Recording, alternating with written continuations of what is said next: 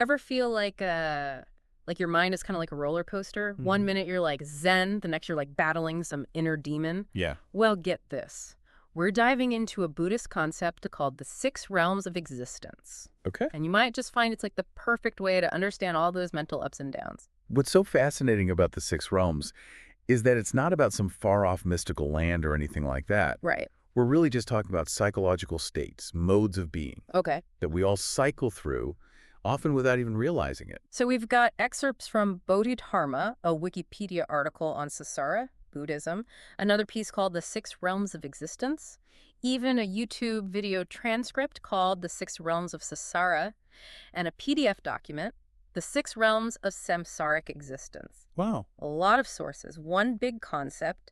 Where do we even begin? I think the key to understanding this is first wrapping our heads around samsara, this idea, this continuous loop of birth, death, and rebirth. And I think a good way to imagine it is less like a soul hopping between bodies Okay. and more like this energetic cycle that's fueled by our actions, but more importantly, our desires and our ignorance. So not about like a physical reincarnation, Right. but a cycle of our mental state, Exactly. driven by karma. Yeah, exactly. And all of the sources really emphasize that it's the mind being reborn into these different realms based on their past karma. Okay. And karma in this context meaning those actions, those intentions that we're putting out into the world. Okay, so let's unpack these six realms. What's the lay of the land here?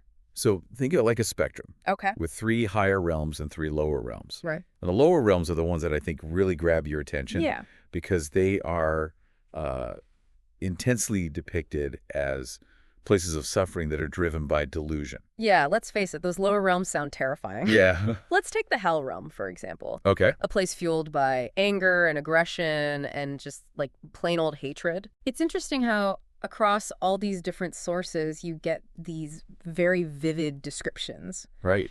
of extreme heat and cold and torture. It's true. It's almost like they're trying to scare people into behaving better. Yeah.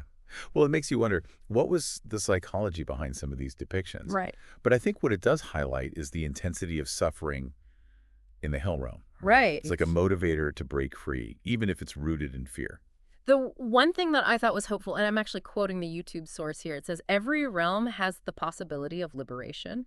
Oh, wow. So even in that kind of suffering, Yeah, there's still a Buddha, a potential for awakening. absolutely. Yeah, that's such an important point because it really underscores this idea that change is possible even in the darkest of places. Mm-hmm.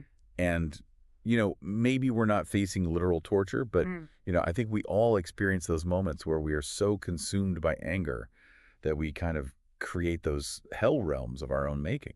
That's a good point. Okay, so the hell realm is intense. Yeah. But next up, we have the hungry ghost realm. And honestly, this one is giving me some serious anxiety just thinking about it. Really? It's true. Why? I don't know. There's something about it.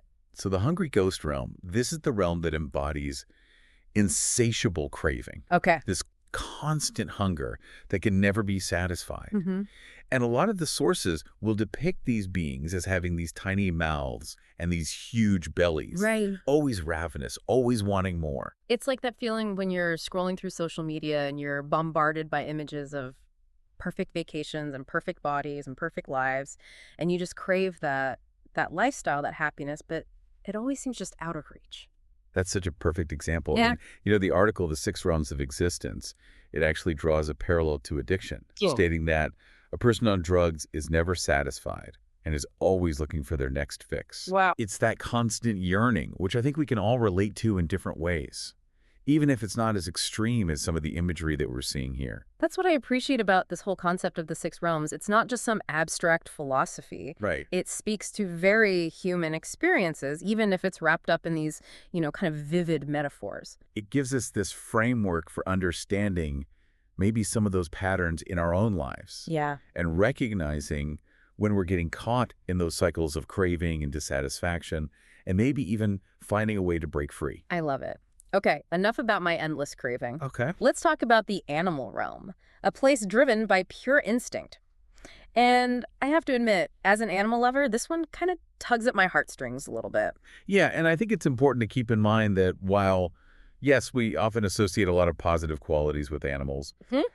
I think in the context of the six realms, what this realm represents is this lack of conscious choice. Okay. It's a life that's lived purely on autopilot. And isn't it interesting how, just like in our world, there's a spectrum, right? Within Yes. the animal realm, like the YouTube source, for example, points out the difference between a pampered pet Right. and an animal that's, struggling for survival in the wild. It's a powerful reminder that suffering can take many forms. It's true. And even within a realm that is defined by instinct, there is still such a wide range of experience. Right. It makes you realize how even within our own lives, we can experience these subtle shifts between realms, these subtle variations in our own suffering. Okay, so those are the lower realms. Intense. Intense. But what about those higher realms? Tell me it gets a little brighter up there. Well, let's move on to the human realm, which is where things, I think, get really interesting. Okay. The human realm. But I mean, like, we're already human, aren't we? That's the thing. It's not necessarily a given just because we currently exist in human form. Okay. The human realm, as it's described in a lot of these sources, it's unique because it occupies this middle ground between suffering and pleasure. Okay. And in that middle ground, it offers us something incredibly powerful, and that's choice. So it's not just about instinct and reaction like we were talking about with the animal realm. Right. We actually have the capacity to, like, hit pause, look around, and make a decision. Precisely. I have. And that ability to choose our responses, to learn and to evolve is what makes us, quote, truly human, according to the YouTube source. Okay. It's in the human realm that we have the potential to wake up to our own suffering and the suffering of others. And it's like this realm holds the key to breaking free from that whole samsara cycle that we talked about. So the human realm is less like a guarantee and more like a proving ground. I like that, a proving ground. Yeah. Because it's in this realm where that potential for liberation exists, that capacity to make those conscious choices that really set it apart from the other five. Okay, so that makes the human realm feel pretty pivotal in all this. Absolutely. It's where the rubber meets the road, so to speak, Yeah. right? The potential for liberation exists within every realm. But the human realm, with that unique blend of suffering and pleasure, that's what gives us this amazing opportunity to actually realize that potential. We can choose to stay stuck, or we can choose to evolve. Okay, fascinating. So we've got these, we've got the human realm, we've got these pretty intense lower realms. Yeah. What about the remaining two higher realms, the demigod and god realms? They sound pretty appealing, at least in name. On the surface, yeah, they have a certain allure, right? Right. But let's not forget, this is still samsara. Okay. This is still part of that cycle of suffering. Even in these seemingly blissful realms, there are still subtle forms of suffering that keep those beings from reaching true liberation. Okay, intriguing. So what kind of suffering are we talking about in the demigod realm? Jealousy, competition. I mean, it sounds a little too familiar, I think, to a lot of us down here in the human realm. Exactly, you hit the nail on the head. The sources describe these beings, the asuras, as being consumed by jealousy, by pride, this constant thirst for more. Right. They're often portrayed as these fighting gods, always at war, always wanting what others have, never content. It sounds exhausting, to be honest, Right. but also like incredibly relatable. It's like that saying, comparison is the thief of joy. And it feels like the demigod realm is where comparison goes to run rampant. That's such a good connection because it highlights how these realms aren't just these abstract concepts. They're really reflections of our own internal experiences, just magnified. Right. Think about, our obsession with status and power and material possessions. It's like the demigod realm. It embodies all of those societal traps. It's the realm of ego, that constant need for validation from the outside world. So it's not just about like individual suffering, but this like collective suffering. Yes. That arises from like greed and competition and this never-ending pursuit of more, more, more. Precisely. And I think recognizing that can be a real wake-up call for a lot of us. Yeah, it's true. Okay, on to the realm that by its very name sounds like it should be the most blissful, the God realm. What could possibly go wrong there? It's true. This realm is characterized by pleasure and bliss, Okay. but there's a catch, Okay. and it's a big one. Uh-oh. Because of that constant pleasure and that ease, there's zero motivation for these beings to actually grow. Wait, so too much of a good thing can actually be an obstacle on the path to enlightenment? You got it. It's kind of a paradox, but a lot of the sources describe the beings in the God realm as being, drunk on sensory indulgence. They're so attached to pleasure that they're blind to anything beyond just their immediate gratification. It's almost like they win the lottery and they just kind of sit around. They never actually do anything meaningful with their lives. Like they're so busy enjoying the party, they don't realize, like, the music eventually has to stop. Right. And without that awareness, without that drive to evolve, they just get stuck. Yeah, Even though from the outside it seems like they've got it made. right. So true fulfillment then isn't about chasing pleasure Right. or clinging to a state of perpetual bliss. It's about waking up to the reality of impermanence, Okay. to the fact that everything is in constant flux, Hmm. even, and maybe especially, the good stuff. Which brings us back to that, big, scary, but ultimately kind of neutral concept of impermanence that like frames this whole system of the six realms. Right, and I think this is where it gets really interesting, right? Okay. Because you have these depictions of fiery hells and, gluttonous ghosts, but they're not meant to be taken literally. Remember, Yeah. we talk about how these realms aren't physical places. Right. They're states of mind. Right. Like I may not be hanging out with literal, fighting gods, Right. but that very familiar pang of jealousy when, a coworker gets the promotion that I wanted or, that's a little taste of the demigod realm, right? Exactly. Yeah. You've got it. And the Six Realms of Existence article puts it really plainly. Shakyamuni Buddha did not see these realms as geographical places of existence. Instead, he saw them as psychological states of being. Okay. So are we constantly cycling through all six realms throughout a single day? Is that what we're getting at here? You got it. Think about it. You wake up, you're feeling grateful, a little taste of the God realm. Yeah. You hit traffic, suddenly you're engulfed in road rage. Hello, hell realm. Yep. Later, you're scrolling through social media, you're comparing yourself to everybody else, you're feeling that, that familiar envy. Quick dip into the demigod realm. It's the human experience in a nutshell. Now that you mention it, I can definitely see how quickly those shifts can happen in my own day. It's the human condition. We are constantly in flux. Our minds are pulled in a million different directions by our desires and our aversions and just all those layers of conditioning. Right. That YouTube source had this really great metaphor talking about the mind like a machine that's constantly, sucking in water and then spewing it out. Right. And I was like, yeah, that feels pretty accurate. It does, doesn't it? Yeah. Because it speaks to that core teaching of impermanence, Right. that nothing stays the same. Right. Everything is in constant motion. Okay. And the more we resist that, the more we try to cling to the pleasurable experiences or push away the unpleasant ones, the more we fuel that cycle of suffering. Okay. I'm with you so far. But how do we break free if these realms are psychological states Right. and we're essentially cycling through them all the time? How do we stop the machine from sucking and spewing and just The million-dollar question. Right. And it's one that, we could spend a lifetime unpacking. right? But I think if we're talking about a starting point, it's awareness. Awareness of what specifically? The awareness of our own minds, of those habitual patterns of craving and aversion that keep us on that samsara merry-go-round. Right. And once we start to notice those patterns without judgment, that's when we can begin to create some space between our thoughts and our reactions. So instead of letting my anger take over when someone cuts me off on the freeway, I can notice that anger arising without necessarily feeding into it. Yes. And maybe even choose a different response. Precisely. It's about cultivating that space for conscious choice, Okay. for responding thoughtfully rather than simply reacting. Okay. And that, I believe, is a huge part of what it means to move towards liberation, to escape that wheel of suffering, as the YouTube source so aptly puts it. So we need to cultivate awareness of these patterns. Got it. The awareness on its own doesn't sound very active. Right. Is there something we should be doing, like a specific action we can take to move towards this liberation? It's interesting you say that because according to all of these sources, it's not so much about doing something different as it is about shifting our perspective. It's shifting our fundamental understanding of ourselves and the nature of reality itself. So less about doing, more about being. In a way, yes. And the Six Realms of Samsaric Existence source, I think, puts it beautifully. They say, quote, freedom means not being dominated by anger, greed, ignorance, and other destructive emotions.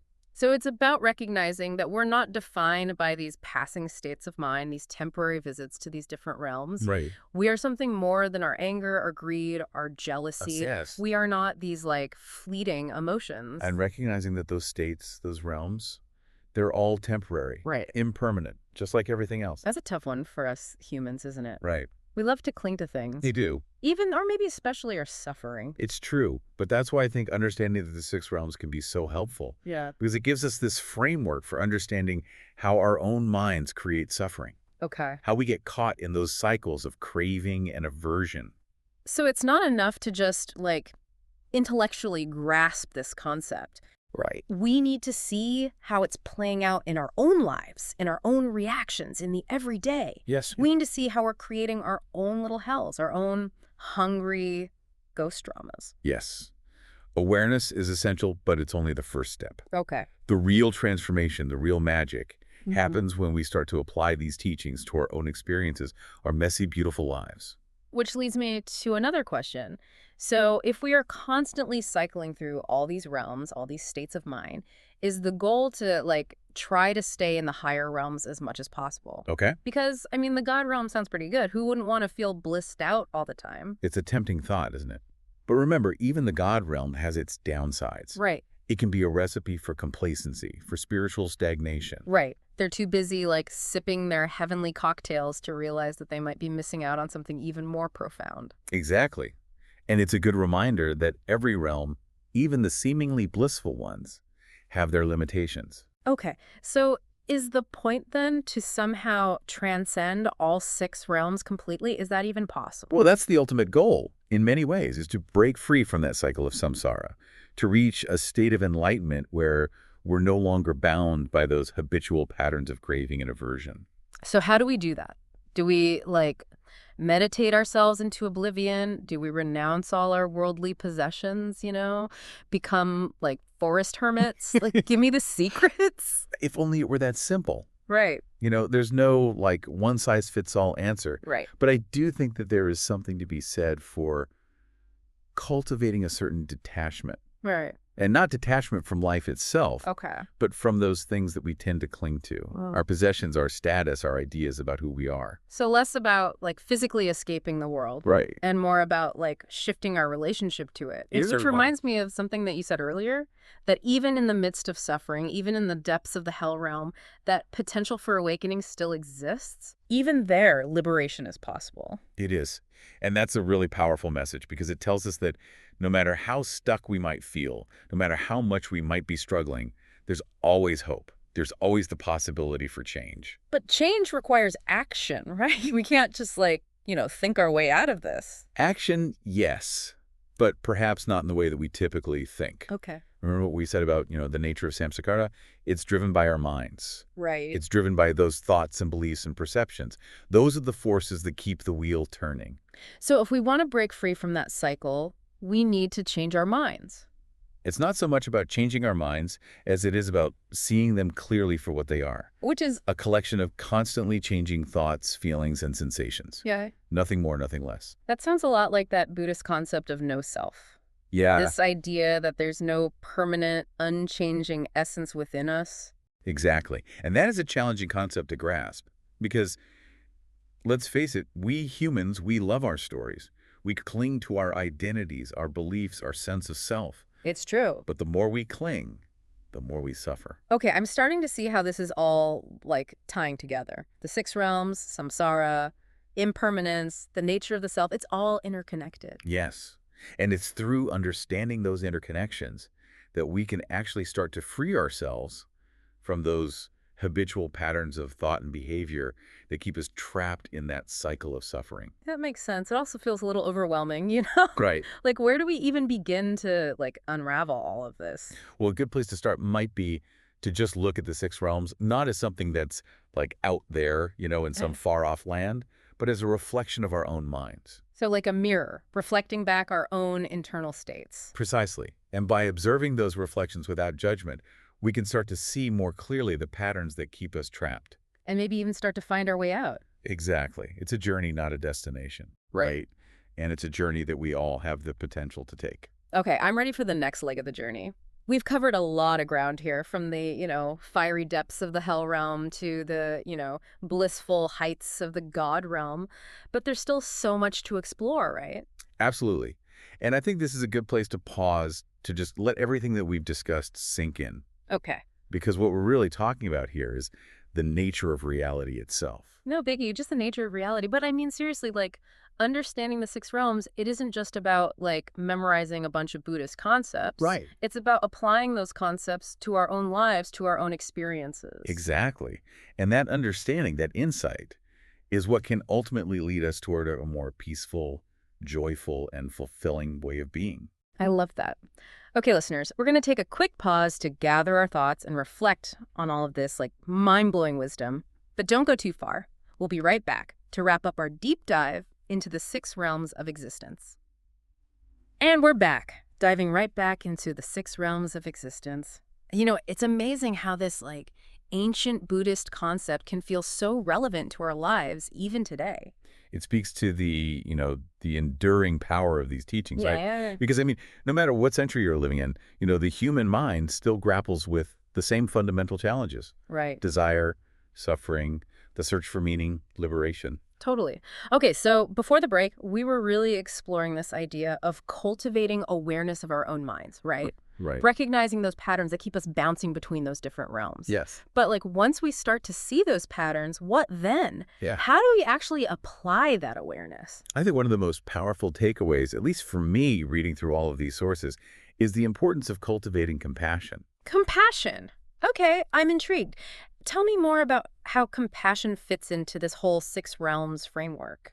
Well, remember how we talked about how suffering is present in all six realms? Okay. Even in those seemingly blissful higher realms, Right. there are still these subtle forms of suffering that prevent true liberation. Right, like those gods who are so busy enjoying all those pleasures that they become blind to, like any real growth, any real depth. Exactly. And so I think recognizing that universal truth that every being in every realm experiences suffering in one way or another, that is what I think can cultivate genuine compassion. So instead of like judging those fighting gods for their jealousy or those hungry ghosts for their endless cravings, Right. we can start to like relate to their struggles a bit more. Like Yeah. we're all in this together, just trying to navigate this, messy, beautiful, often challenging thing called existence. Precisely. And the six realms of samsaric existence source really emphasizes how, this understanding helps us connect with others when we realize that we all go through similar struggles. We've all felt those pangs of jealousy or that burning desire for something more. Right. Those moments of anger and frustration. It's part of the human experience. It's like that saying, be kind, for everyone you meet is fighting a hard battle. Yes. Everyone's got their own version of a hell realm that they're grappling with, Yeah, right? exactly. And that kindness, that compassion is what can actually help us break free from those patterns of judgment and separation that just perpetuate suffering. So it's less about trying to like escape suffering altogether and more about like changing our relationship to it, Right. recognizing that it's part of what connects us all. Beautifully said. And that recognition, that shift in perspective, can be incredibly powerful because it can help us move from a place of isolation to a place of interconnectedness. It's like we're all part of this larger web, all experiencing these different facets of the same reality. That's such a beautiful way to put it. And I Wow. think the more that we can cultivate that sense of interconnectedness, the more we can move toward a state of peace and harmony, both within ourselves and in the world around us. This has been eye-opening, to say the least. Okay, as we wrap up, one last question for you. Okay. If liberation is indeed possible in every realm, Right. even in the depths of, hell, why do we even bother striving to move toward those higher realms? Hmm. Why not just, like, accept our suffering and just focus on finding liberation wherever we are? That's such an important question. Yeah. And it touches on, I think, a really key principle in Buddhist teachings, and that is this concept of skillful action. Skillful action. Okay, I like the sound of that. What does that look like in practice? So I think it really boils down to making choices that create the most benefit, both for ourselves and for others. It's about aligning our actions with our values, with, our deepest aspirations for growth, for wisdom, and ultimately for liberation. So choosing actions that lead to greater peace, greater understanding, Yes. not just for ourselves, but like, rippling outwards for everyone around us. Yes, exactly. Yeah. And I think sometimes skillful action might involve making changes in our lives, Yeah. creating conditions that are more conducive to, growth and awakening. Okay. It might mean, moving away from some of those lower realm tendencies like we've been talking about Right. and towards those that cultivate greater peace and clarity. Like consciously choosing to cultivate more compassion, more awareness, more Mm. of those qualities that we see embodied in those higher realms. Exactly. But I think it's important to remember that even those higher realms are not the ultimate destination. Okay. They're more like rest stops along the path. Okay. The real goal is to move beyond the cycle altogether, to reach that place of true freedom and liberation. So it's not about getting attached to any particular realm, Right. but rather about using our experiences, wherever we are, as opportunities to learn, to grow, to evolve. Yes, it's about recognizing that every moment, every experience, no matter how challenging, holds within it the potential for awakening. That is a powerful way to look at things. So much wisdom packed into this whole concept of the six realms. It's a framework that can provide, I think, endless insights if we're open to exploring it. I couldn't agree more.